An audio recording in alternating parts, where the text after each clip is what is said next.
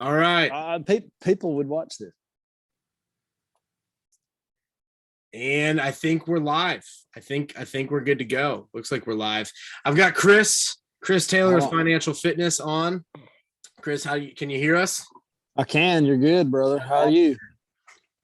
I'm doing good, man. I want to jump on a Zoom with you. I saw one of your comments not too long ago where the comment was, I was talking about peasants. Had a couple of videos recently about peasants. I think it's pretty funny to talk about peasants. It lights people's fire a little bit.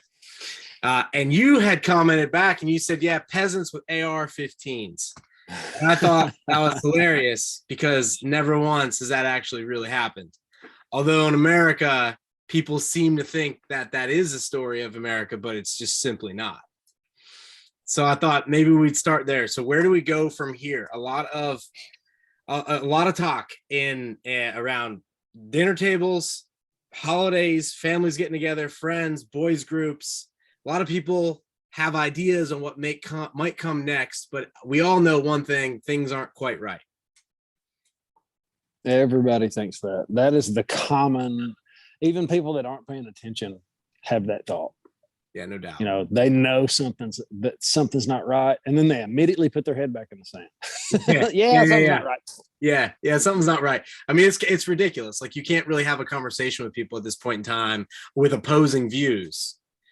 And if it's not the mainstream narrative, meaning like whatever the narrative is being pushed, it's canceled, blocked, scrubbed, hated on. You know, but that's not really my experience in my social circles that I run around in, because I'm hearing a lot of people talking about ideas, but I don't think it's out there. Nope, absolutely not. Yeah, I live in echo chamber as well. Yeah. All my friends, you know, we pretty much think the same. But when you talk to the general public, I tried to go to Bass Pro last weekend. Me and a friend of mine, Chris, went to Bass Pro, and I tried to poll everybody I saw and ask them, hey, what do you think about the price increases? And have you seen shortages? And just normal stuff. What do you think about the economy? I don't know. It's good. Shotgun shells are up. You know, it was just like, yeah, it's just like nothing, whatever, right? Nothing. And I was like, well, okay, no store here. Yeah, no, I think it's interesting because a lot of people don't know that the founding, or really the story of history, whether you look at any event in history, but typically it's the 5% against the 1%. And I'm not saying that the 95%, or in this case, the peasants, are not involved, but typically they're pawns and they do what they're told. When the 5% have put together a game plan and have cut a better deal for the grunts, if you will.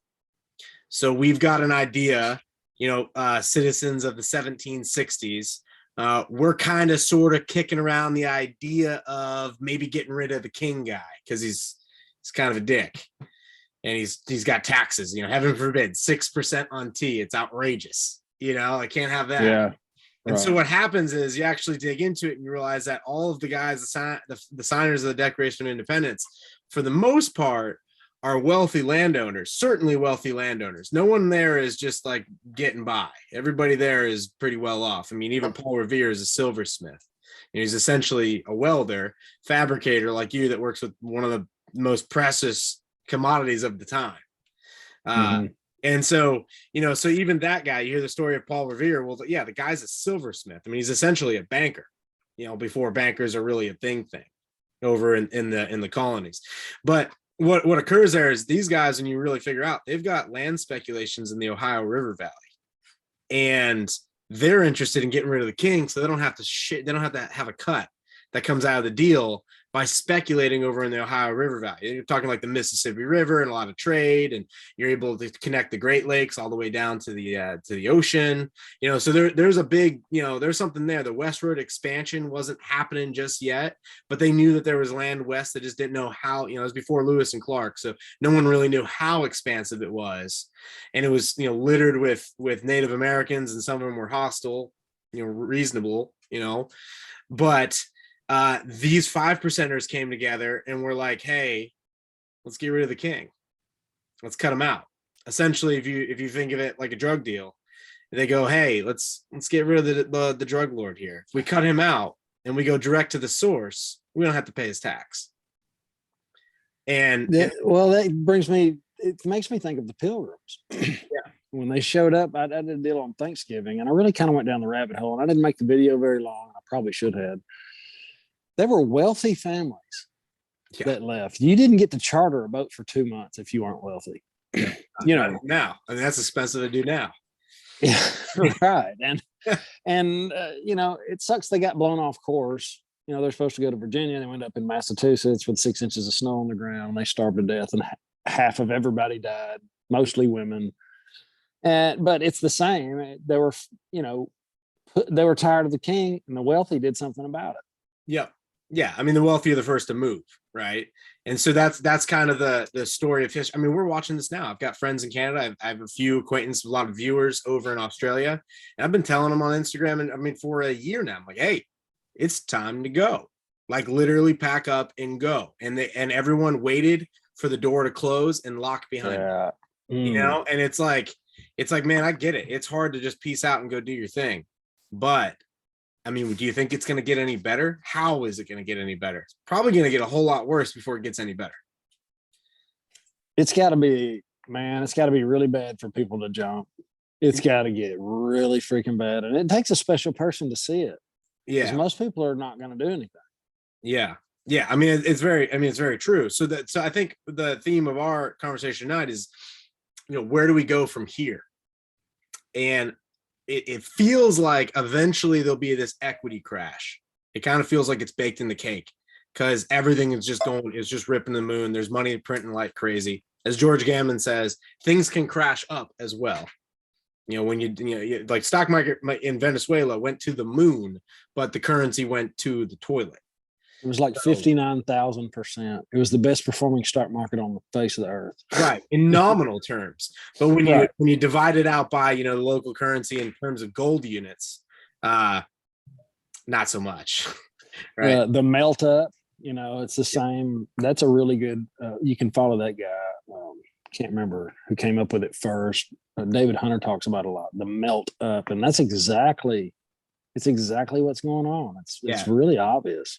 For you guys looking for the real source, Vuldrik von Mises, Human Action, the title of one of his books. He's difficult to read, but that's where he coins the term the melt up.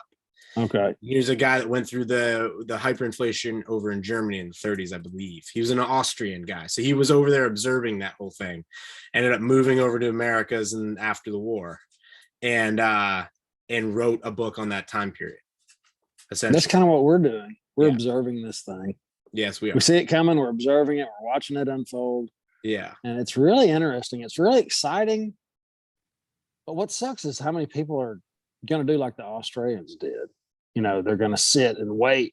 And a lot of that's going to happen when the stock market does start to crash. People are going to wait and hope it goes back up. Yeah. You know, when it drops 50%, they're going to go, oh, it's going to come back. Yeah. And it's just not. Yeah. Yeah. I mean, at some point, right? Because the demographics, like if you look at our current setup, so we've got this large population of baby boomers, largest population or generation of people in the history of the world. There are more baby boomers than any other generation in the history of the world.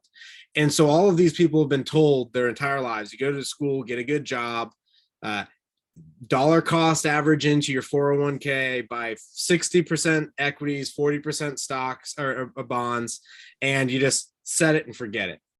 And that's it. And that's worked for a long time. And it's working even to today because we see how powerful passive investing is. People just literally set it, comes out of their paycheck, their employer matches it.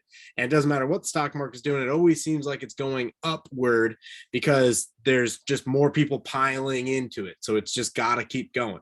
But when you actually do some evaluations on these things, like you look at it and you're like, oh man, I mean, this based on the profits and what this thing's selling at, I mean, the numbers don't make sense on any historical perspective anywhere.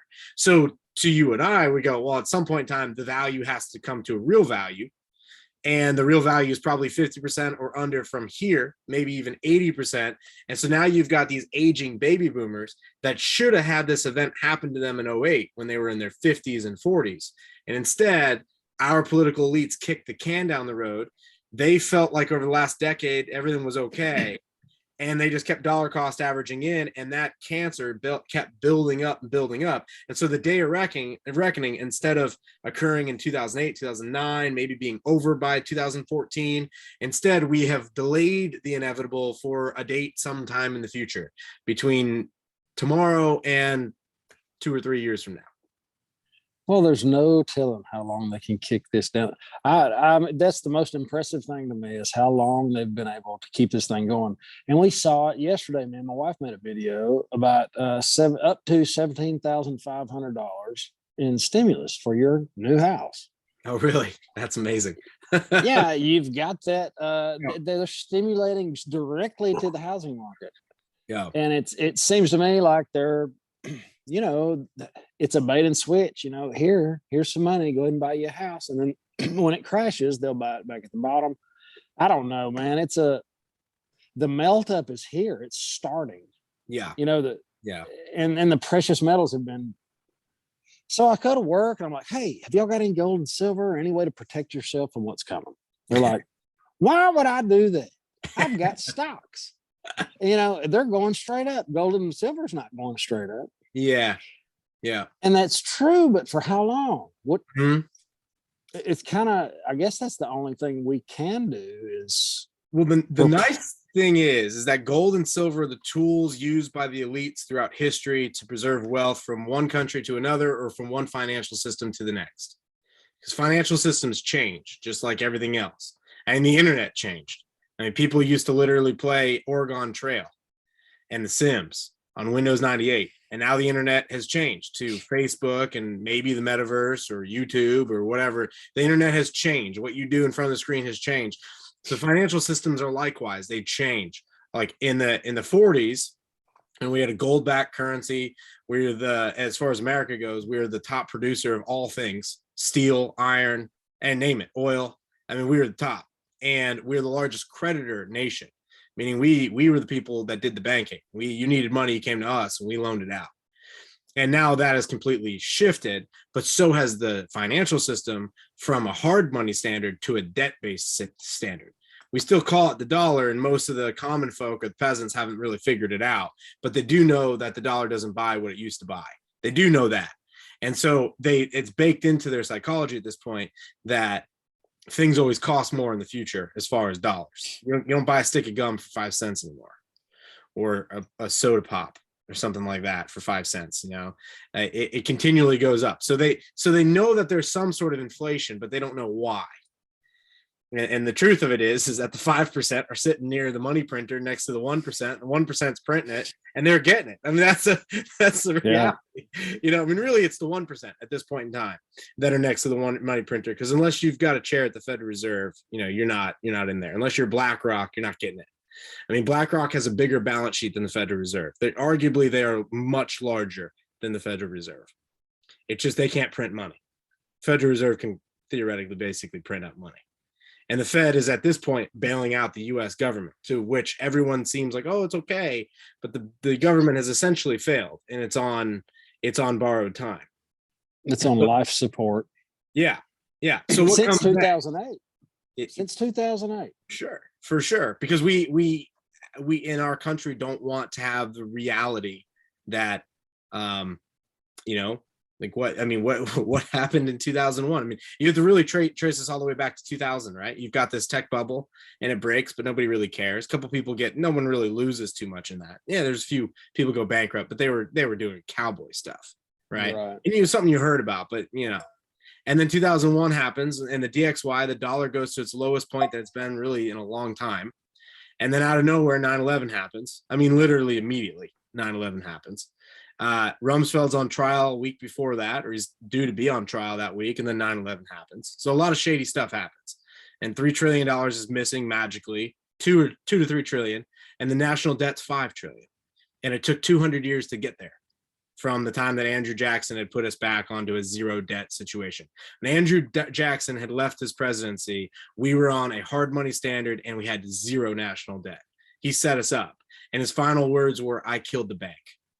Andrew Jackson's a cool dude. He was like 110 pounds, and they said that he rattled like marble back because he had so many bullets that were lodged in him. Because he dueled everybody. I mean, there wasn't anybody he didn't fight. I mean, that's back in when men were men, man. I mean, they just, you talk crap about his wife. He brought a guy out there in the White House and shot him right there.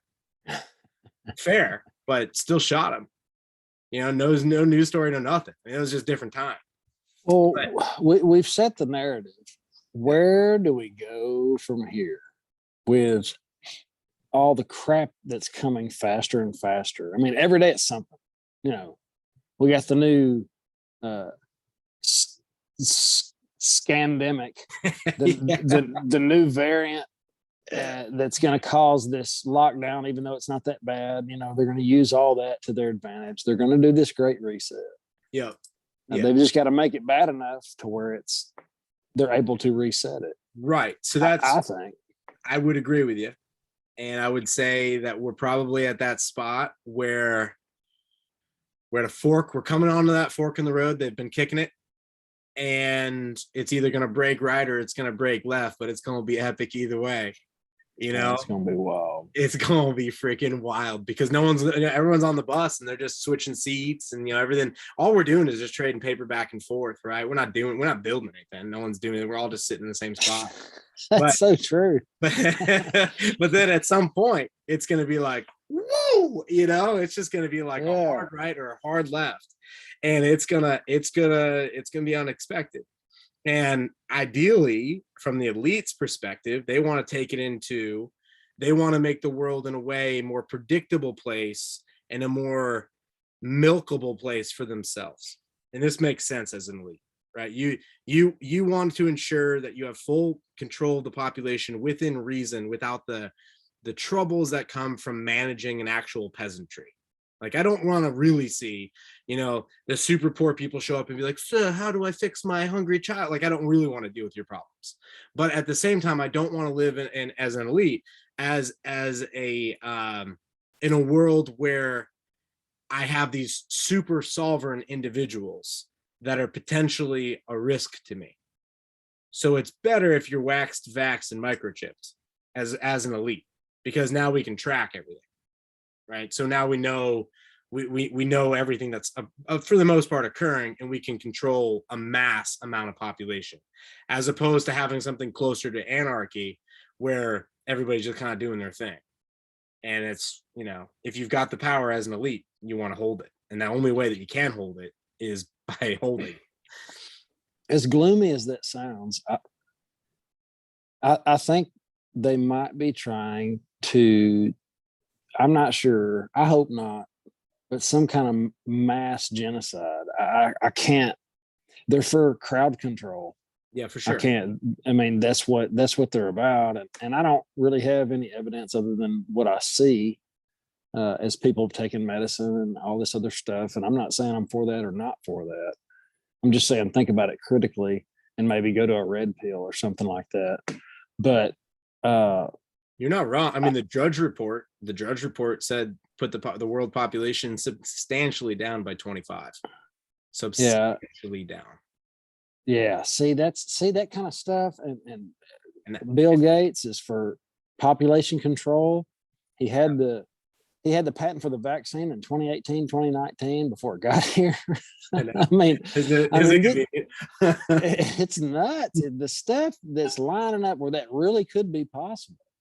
Yeah. Is on top of the CBDC for total control. When you control the currency and see every little in and out of every transaction, I will no longer be able to pay cash for something.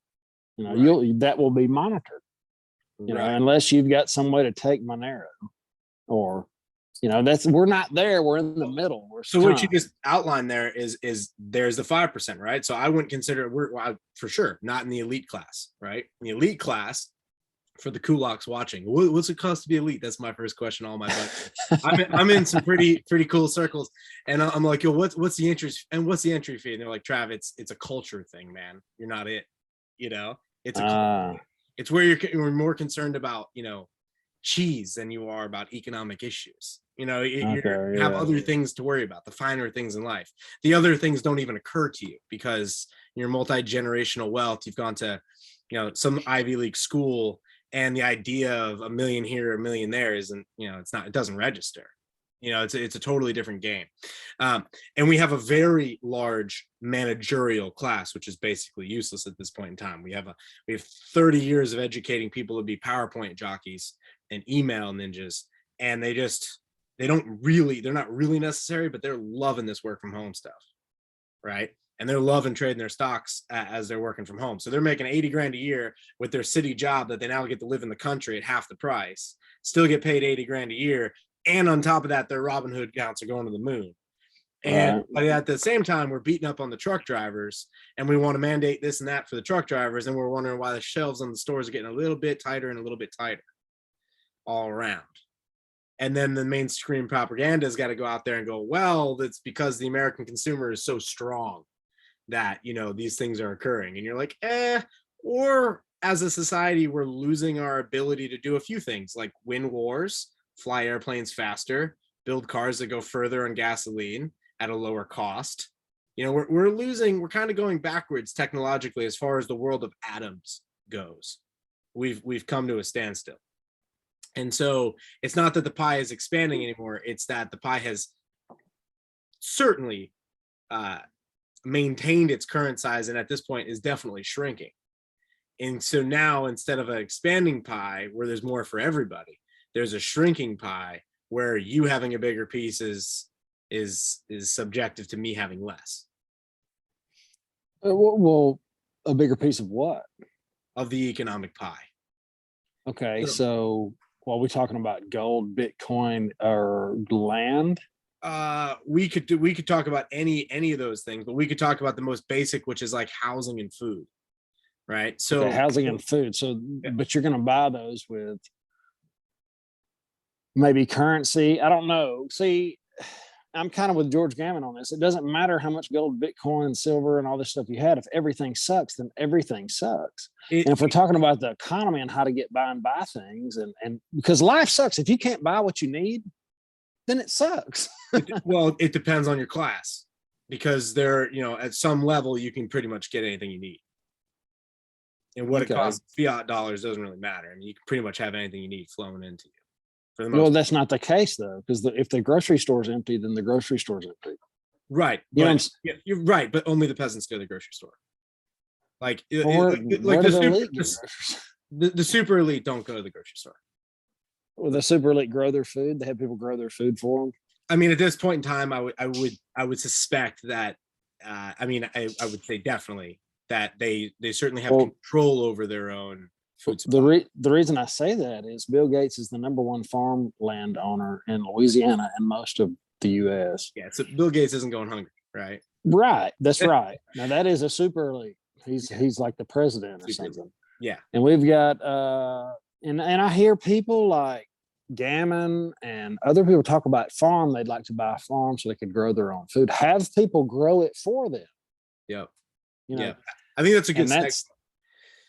That's a good segue for maybe where we go from here, right? So there's obviously an agenda, and we see the agenda, and the agenda, quite literally, at the World Economic Forum, is live in the pod, eat the bugs, right? And that's for the peasants. Well, right, but the peasantry is typically the 95%. Yeah, right. Typically the 95%, and so, but the 5%, people like you and I, where if you were to look at our balance sheets and compare them amongst the 365 million Americans, we would probably fall there in that class. You think? Probably upwards. Yeah. I mean, it isn't, certainly the top 10%. Most of America is broken in debt. Most of America. I mean, that's just how we've lived for the last few years. It wasn't always the case. But if you have any sort of assets, then you're probably not too far away from there. Right. But if you're in that class where and then you see this wealth transfer occurring and you're partaking in it, I mean, clearly with gold, silver, Bitcoin, you're clearly partaking in it. Right. So at some point in time, you have the demise of fiat currencies, and all of a sudden the wealth or the value sucks into one of these other assets. Might be gold, silver, Bitcoin, might be all of them. Right. your 5% is going to be holding some of those assets. Absolutely. Right. And so the question there at that point in time becomes, Gammon is right. Life sucks. You might be, you might have tens of millions of dollars in value in gold at this point in time, especially if it's revalued and things like that. But if you can't get an Uber when you get off a flight, then it kind of sucks. Right. Yeah. Or things you want to eat, or, if things aren't available because nobody's working, and this, the whole society is a shit wreck, man. It is not, if this thing keeps going, we're going to have a hard time finding a lot of things.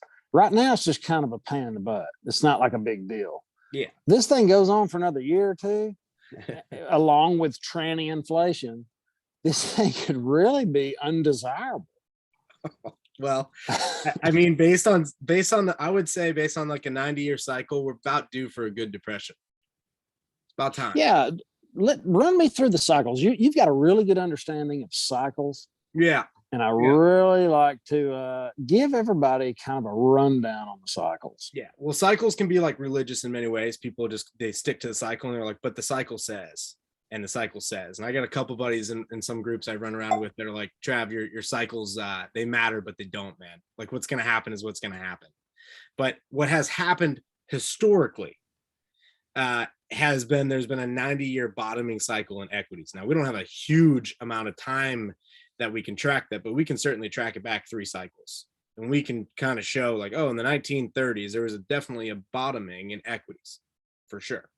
And in between those, we can show a 50-year period where there's also this gold to equity ratio, meaning like in 1980, 1981, 1 ounce of gold bought you the Dow. And now we can see that relative, they've separated. The Dow is worth substantially more than gold. So you and I could speculate that over a 50-year cycle, perhaps they'll come back in line. So one is cheap, one is expensive. And we know nothing else because we're just dumb apes. We know one's cheap, one's expensive. Buy the thing that's cheap, sell the thing that's expensive.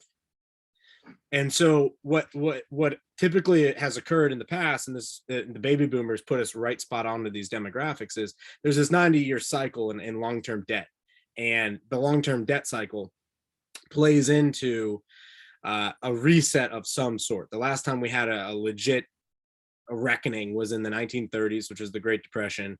And the last time we had a come to Jesus moment where everything was good was 1944 at Bretton Woods, when we kind of figured out what the world economic situation was going to be. Previous to that, it was Andrew Jackson. So Andrew Jackson is around and he gets things kind of rocking, and there's a central bank, the second central bank of the United States.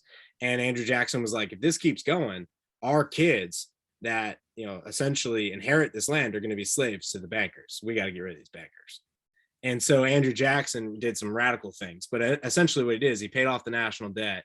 He had us on a hard currency.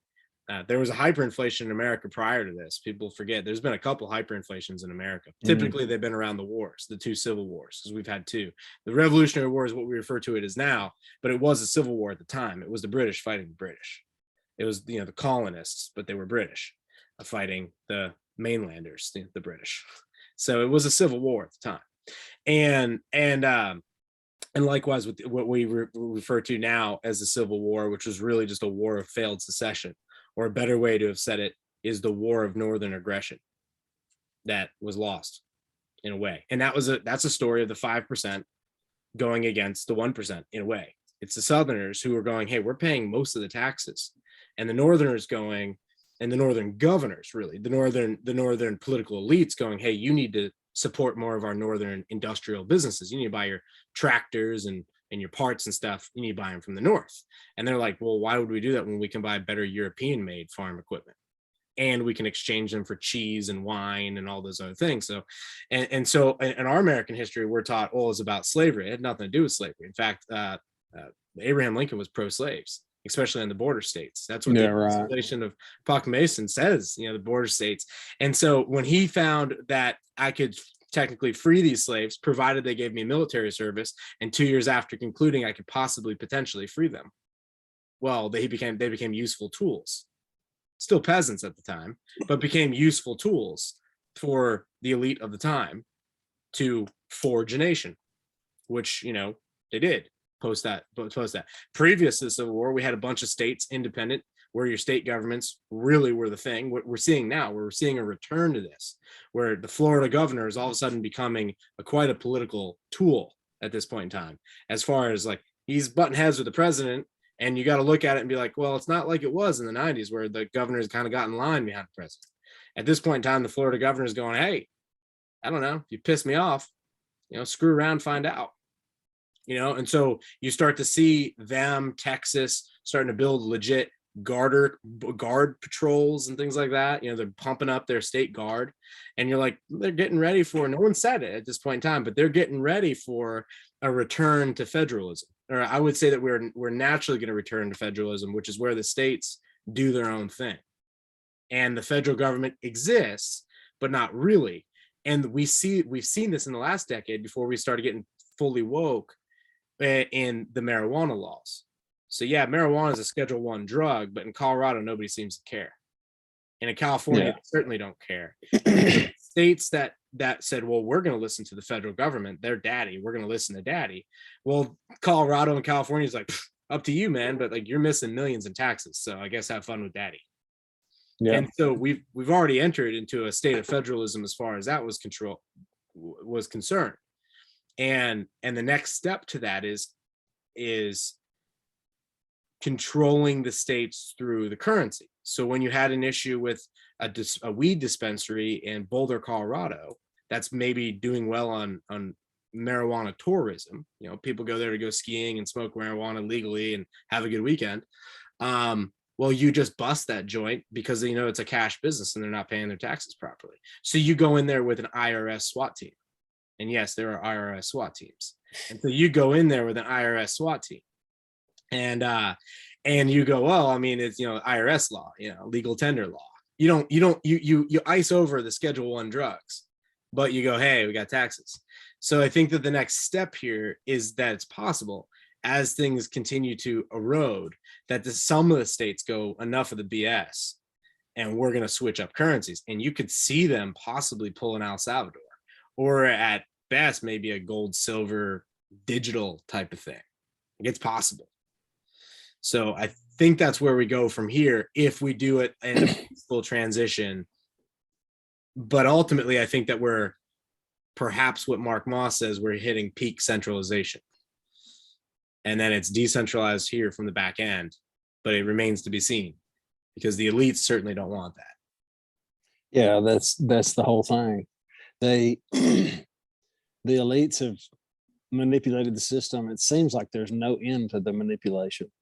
Yeah, until they feel like, just for me looking in, they feel like crypto is kind of a funny little cute thing that they can do away with, and they can. And that, make no mistake about it. If Janet Yellen comes out and says one little negative thing, crypto will hit the dirt. And then if the lights flicker, crypto will look like cigarette butts floating around on the sidewalk. And that's just the truth. All the Bitcoin maxis don't like to talk about when it went to $3,500 during the virus, but it did. It's very volatile. I mean, it's very volatile. I'm a part of it. I hope it works, and I'm speculating on it. Don't get me wrong, but we've got some work to do there, and there's going to be a bunch of times where you can get in and out. Is what I think. I think you're going to be able to go to gold, and you're going to go to Bitcoin, and you're going to be able to do that and probably be very wealthy. That's my plan. Little increments. Yeah, little increments as crypto goes up, buy gold and silver, and then when the lights goes off, take a little bit of gold and silver and buy some crypto. Yeah, I mean, what would I would agree with that. It's very 5%er, Chris. Like, and it's very true, right? I mean, it's very true. Yeah. And so you bring up a good point. And this is in his history, you've always seen the rise of a counter elite. And typically they're led by a 1%er. In Rome, his name was Caesar. He was a 1%er, but he was really with the 5%. And Rome was going in the toilet. I mean, they were getting real fake and gay. And Caesar was like, okay, we can't have this because we're freaking Rome. All right, we can't have like little nations, you know, beating us in some little baby battles and things that don't really matter. We can't have Afghanistan events. So Caesar came in there and says, I'm going to pretty much negotiate with everybody. But if our negotiations break down, I will own you. Your livestock, your women, your land, everything, because I'm freaking Caesar. And everyone got behind it until the end, which is really just 2 or 3 guys that essentially stabbed him at the Republic, or the meeting, what they would call court back then. And then Rome really never recovers after that point in time. So I think at this point in time, it's pretty evident that America is a declining empire, not in collapse, not failing, but it is certainly declining in terms of how many airplanes we produce, how much stuff we make, how much food we grow, what we create. In terms of that, we are certainly declining. As far as rationality, I mean, we're the only a country in the world that has an X for a gender option on a passport. We got male, female, and X. I mean, it should tell you where we sit. It's crazy. Try that shit in China or Russia. You know, it's just not going to float over there. A lot of people think GDP is a good measure of an economy. It seems like to me, unemployment, that's a really good way to measure an economy. You know, how many people do you have doing nothing? I mean, and they're not going hungry. You have to support those people. 2/5 of all spending is stimulus. That's a mind-boggling. 2/5 of all spending is stimulus. Yeah. So what happens when it goes to 50% or 5/8? It fails. I mean, it hits the wall. I know that's the way I have to look. I have to just really be very simple and say, okay, when this happens, when all spending is stimulus, then gold and silver is going to do good, or or Bitcoin. All that's on the table. Yep. The most important thing is to set the narrative for people to kind of pay attention to and help. My wife and me, we're going to start selling gold and silver through Miles Franklin, and we're really trying to brace for impact, because I feel like I don't know how much. Yeah, I know. Yeah. I feel like they're trying to blow the bubble up even more. It's catastrophic how much they've already blown it up, and they're obviously going to blow it up till it busts. Nobody's going to man the ship when it's going down. Right. So now, so then you get into the next phase of, all right, so the elite have their reset agenda. It's pretty public at this point in time. The peasants aren't paying attention. It's only the 5% that are paying real attention. These are the small business owners. You could call them the kulaks, right? And they may not feel like they're in the 5%. They might be 10%. They might be 20%. But nonetheless, they're not truly bottom of the barrel peasants. They're not like, they're paying attention. They're watching this type of content. They're working at their own business. A lot of these guys are out on a tractor right now, listening to this in a headset, this type of deal. They own that tractor. They own that truck that towed that tractor. They own the land maybe that it's on. Right. These are 5%ers. And if they partake in the wealth transfer, and it's coming, biggest one in history, it's going to be huge. It's going to be epic. Well, at the end of it, we're going to, you've got your super elites, you got your elites, those are your 1%ers, you got your political elites, they're 1%ers. And then you've got your 5%ers, and then you've got your peasants. That's when things get dicey, because you can get a Caesar-like character that shows up in 1930s Germany. His name was Adolf. You can get these guys. They show up, right? And they take the 5% and they go, I have an idea. Here's how I'm going to make this nation great again. And here's what we can do. Here's the game plan. They typically find a scapegoat. The 1% have found their scapegoat. It's the unvaxxed. That's their Jewish star. And the 5% will find theirs, whatever that may be. And if they are led by this particular character, if he comes out. I say this, that they need a particular character, because he has to be somewhat untouchable. He has to be from the elite class. It would be like a Jocko Willink, even though Jocko won't take the job. But it would be like a Jocko Rogan team that would come out, not as a form of a presidency, but as let's renegotiate the Constitution and everything about it. That's what could happen. I'm not saying that it will happen, but what could happen is you could see your states going your own way, and then to unite them in some sort of fashion so that there's not border issues, and that we could have perhaps a good national defense. So we're not sitting duck, when our engine goes out, and we know our engine's over revenue. You know it. Everyone feels it. And when that engine goes out, you don't want to be sitting out there in a ship while the Chinese who have their shit together are like, oh, look at that. The American engine just sputtered out. It's just sitting out there like a dead ship with a bunch of sailors on it fighting each other, drinking whiskey and knife fighting, right? Like you don't want to be that, because the Chinese might just go around you, or they might be like, let's go steal their shit.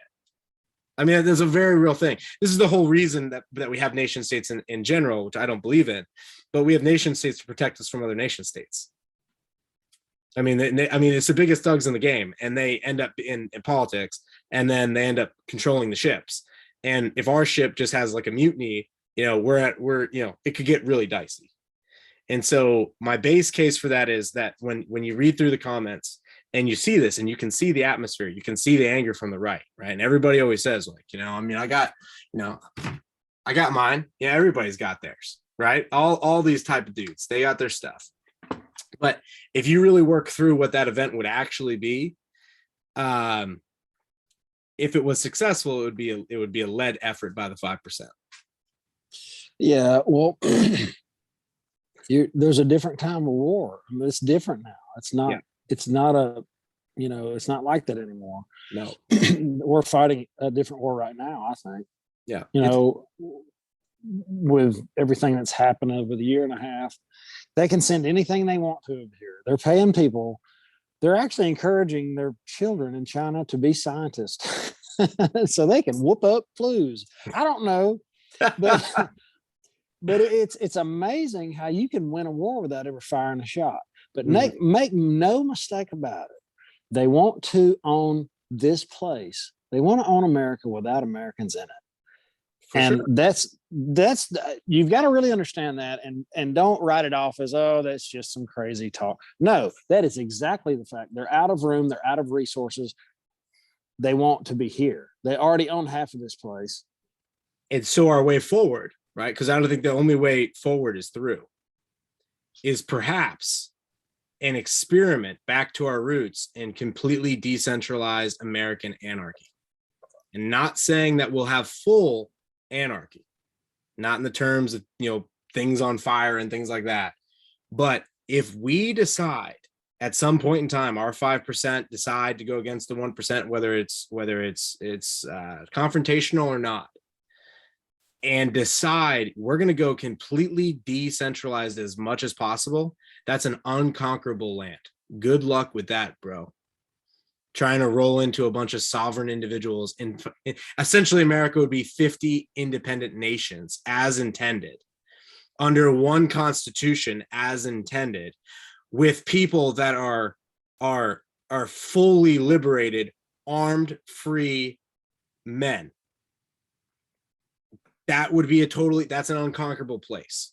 So the way forward is to begin to live like that and to share with people one at a time, because this thing is going to hit the wall. I think there's very little that we can do on the bus now why the elites are revving this thing out.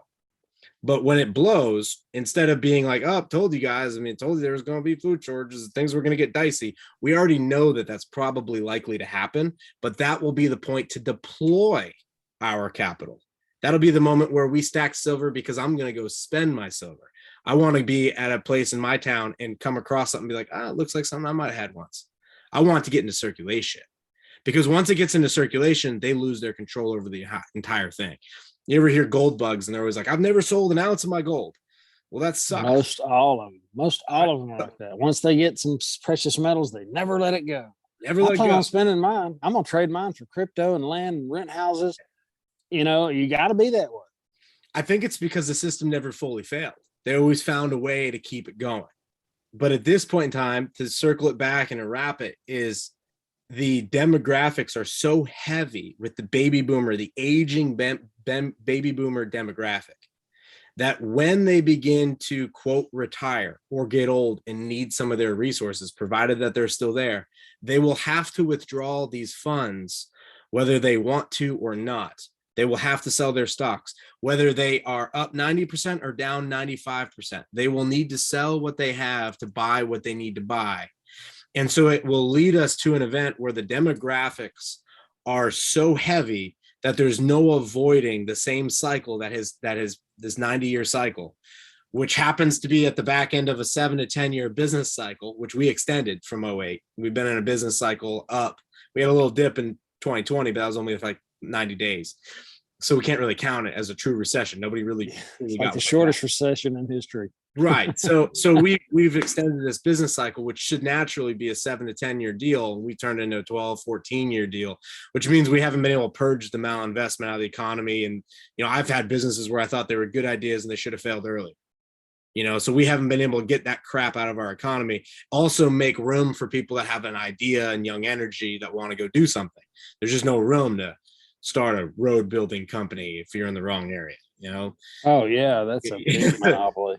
Yeah, I mean, there's no room, right? Because we haven't had a shakeout of the best. Who's the best? Who's the strongest? The weak ones die off. There's a lot of new grass for a lot of young bucks to come up and graze.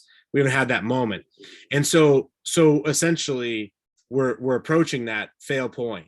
But it's possible that when we get to that fail point, instead of turning it into some sort of civil war, where we're fighting for control of the same government, because at this point in time, it's become clear that we are not going to be living under the same type of rule. There's certain people that are okay with certain liberties going away, and there's certain people that are not okay with it.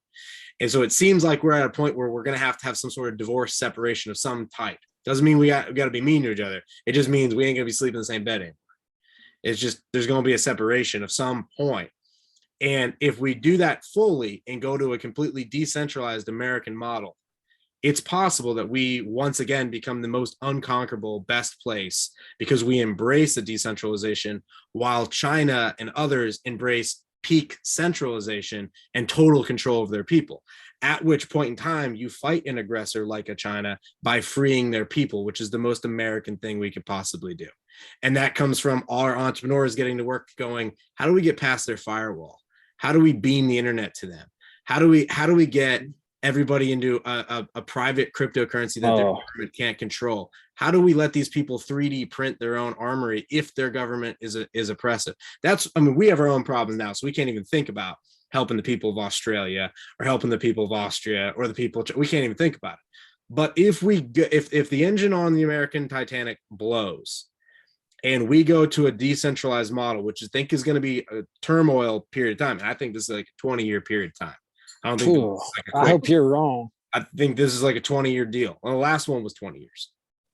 So yeah, well, I can't imagine it being that long. I hope you're wrong. I'm not saying you're right. You are wrong, but 20 years is a long time. Mm-hmm. But this is the biggest thing that's ever happened. I mean, we're the world reserve currency. Like you say, if they over rev the motor, they feed it too much, they blow it up, it's going to be mass chaos. The whole world works off our dollar. Yeah. Yeah. But also the 5% may scoop in and start to spend in a way, because they're going to need stuff too. And if we return to a hard money standard that's arguably couldn't even be taxed, which would be cool, then it doesn't have to be 20 years. It can be quick. And so that's I want to go back, because before we get off here, I want to talk about, you were talking about earlier the baby boomers and how we've had all these old people. There's never been a point in history where we've had this many older people. Yeah. Getting nursing homes, guys. It's going to rip. That business is going to the moon. That's what I was about to say. And anybody that's listened to this video for this long needs to know about it. And you're welcome to leave something in the comments, because that's exactly what I plan to do. I plan on taking advantage of the silver tsunami. You ever heard it called that? No, but I haven't been to the conferences lately, so that makes sense. I haven't been to any conferences lately, and I've been sitting on this for a couple years, maybe 3 years, when I first got into the rental properties. And there's something called residential, what's it called? Residential retirement housing, or it's pretty much, I'm planning on buying mansions on lakes. Yep. And everybody's got their own, like 5 or 6 or 8 bedrooms. Everybody's got their own room. They got their own boat slip. Mm-hmm. And that's where me and my buddies are going to retire. Yep. You have people there to help you and cook for you. But that's what I plan on providing for the silver tsunami before I build one for me, because we're out of nursing homes. Yeah. We're out of, and people can't afford them, and the state's going to fail. They're not going to be able to do anything. Well, you're hitting on something in a bigger trend there, is multi-generational housing. That's the option. When grandpa can't afford to be on his own, what do? He's got to go somewhere, right? So he's going to move in with his kids or his grandkids or somebody, right? Or a couple of his buddies, or he's going to be out on the streets, which is going to be a lot of them too. And so, so what happens is, these big old baby boomer mansions that are around that, like, I mean, I grew up in an area where down the road from us, I mean, you got 4,000, 5,000 square foot homes, 2-3 air conditioners on these suckers. I'm a millennial. I want nothing to do with that mess. I want nothing to do with having a 4,000 square foot home. To me, does not sound fun.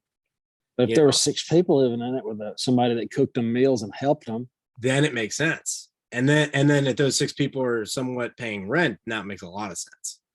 Yeah, so it's about $3,000 a month.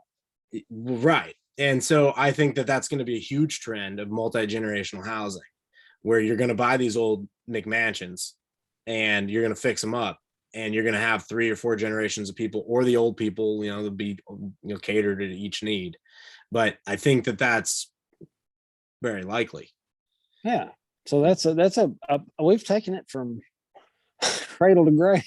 Yeah, but I mean, that just depends on how the event goes here, because we're at the spot where you look around at the right, you look around at what I call the Trump tards, and like, these people want to fight.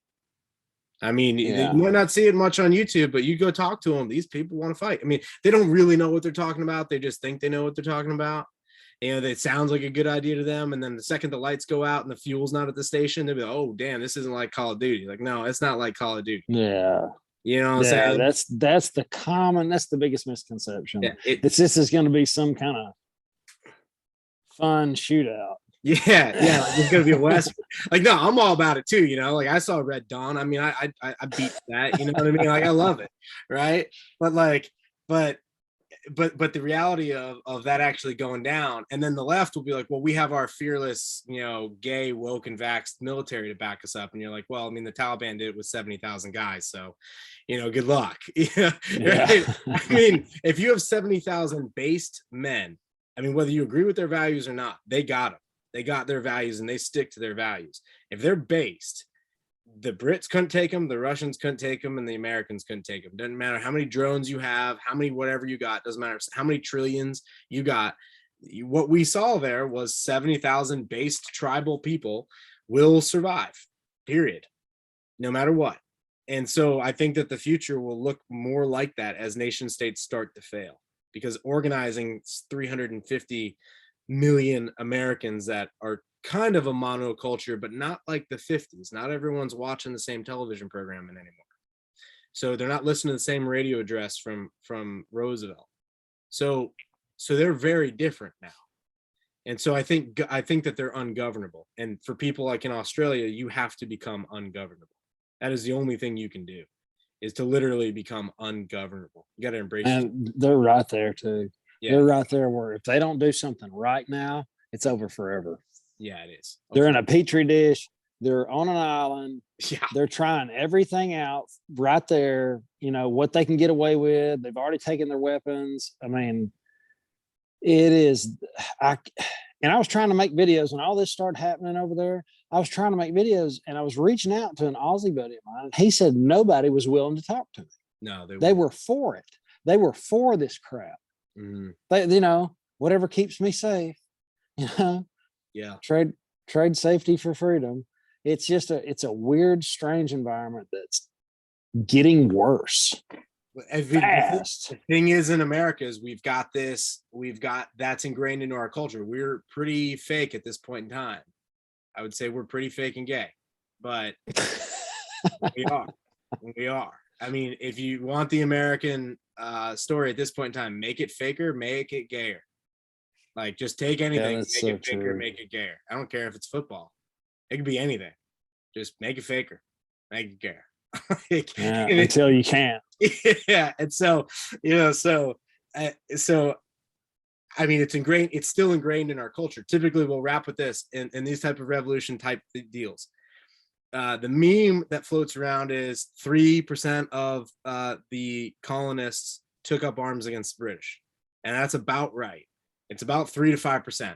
There's not perfect record taking, but that's about what it is. You need about 20% of your population to support it. and not just support it on Facebook, support it with their money, support it with their food supply, support it with their ammo lines, support it with their vehicles. You need 20% of your population to support the movement.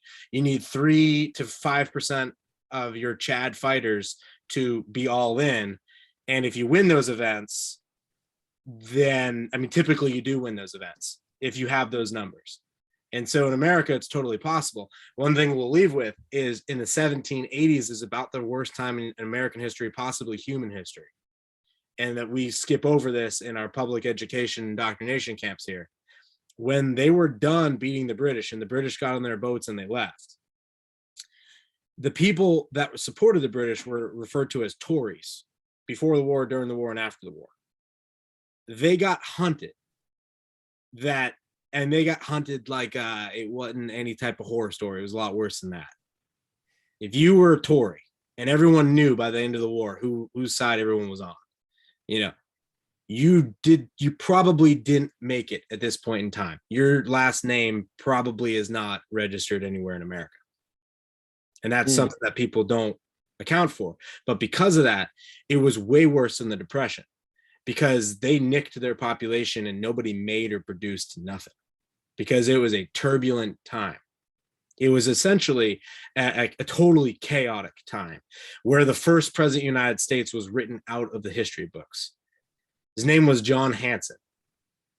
But John Hanson is nowhere to be found because he was such a failure at keeping any type of nation state together, whether it be the currency, rule of law, a police organization, anything, that they had to bring in their Chad military dictator, George Washington, and said, do whatever you got to do.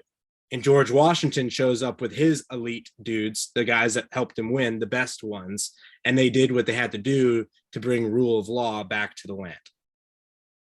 Nobody talks about that because, you know, Honest George could never tell a lie. But in reality, if you were caught screwing around after that event and George's guys got a hold of you, you weren't mentioned either.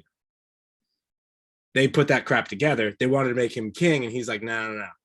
Well, I'm done. I'm going to Mount Vernon to grow marijuana and read and drink the rest of my days. And that's what George Washington was. He was a marijuana farmer. And the Constitution was hemp on weed paper. I thought it was hemp. Yeah, but they were the first people. Him and Jefferson were the first people to separate the male and female seeds and write about it. Oh, really? To make it more potent. That sounds like another good talk. Yeah, we should do a Zoom on that. Yeah, we should, man. Well, we're gonna wrap this recording up. Chris, hang on the line here. We're gonna wrap this up. We'll ship it out. Find out how long it was. I need to get a timer where I, figure out. But yeah, everyone, this has been Financial Fitness. This is Chris with Financial Fitness. And I'll link to his channel. Chris has got a lot of good stuff. You'll want to go over and take a look at his stuff. Peace.